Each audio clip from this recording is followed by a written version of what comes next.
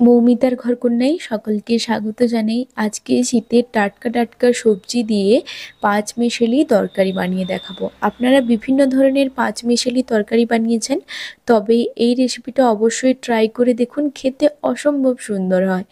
প্রথমে আমি নিয়ে নিয়েছি সবজিগুলো, সবগুলোই কেটে রেখেছিলাম। বেগুন, ফুলকপি, বিনস, গাজর, আলু, মূলো ও মটরশুঁটি।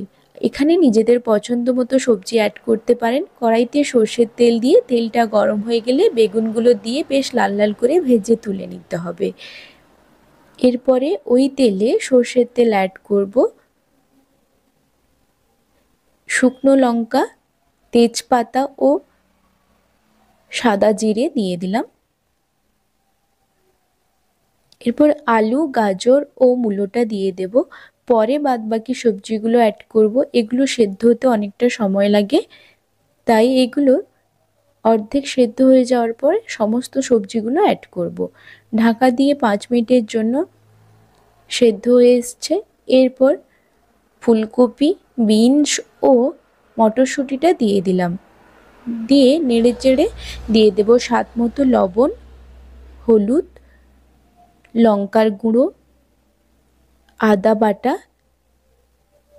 কাঁচা লঙ্কা ও টমেটো দিয়ে বেশ ভালো করে কষিয়ে নিতে হবে।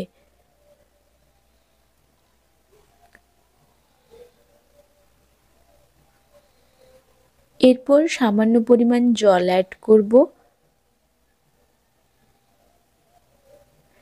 15 মিনিটের জন্য ঢাকা দিয়ে সেদ্ধ হয়ে গেলে সমস্ত সবজিগুলো এরপর ভেজে রাখা বেগুনটা অ্যাড করব।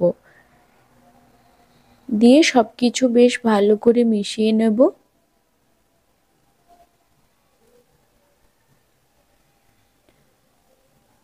এরপর দিয়ে দেব স্বাদ ব্যালেন্সের জন্য, যেহেতু এটা নিরামিষ তরকারি তাই চিনি ও ভাজা মশলাটা দিয়ে দিলাম। অবশ্যই ভাজা মশলাটা অ্যাড করবেন, তবেই এই তরকারিটা খেতে অসম্ভব সুন্দর হয়। এরপর সব শেষে এক মুঠো ধনেপাতা কুচি ছড়িয়ে দিলাম। দিয়ে বেশ ভালো করে সব কিছু মিশিয়ে নিতে হবে। সবশেষে 1 চামচ ঘি দিয়ে দেব। নেড়েচেড়ে নামিয়ে নিয়ে গরম গরম ভাতের সঙ্গে সার্ভ করুন এই অসাধারণ স্বাদের পাঁচমেশালি তরকারিটা। আজ এই পর্যন্ত, দেখা হবে অন্য নতুন কোনো রেসিপি নিয়ে।